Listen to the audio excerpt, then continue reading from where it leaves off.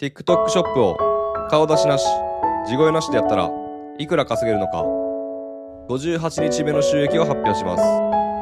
動画投稿本数4本、再生数12万8000回、商品インプレッション14万4100回、商品クリック数2700回、販売数21点、売上16万4800円、推定成果報酬2万600円、累計推定成果報酬44万4016円になりました。よいしょ。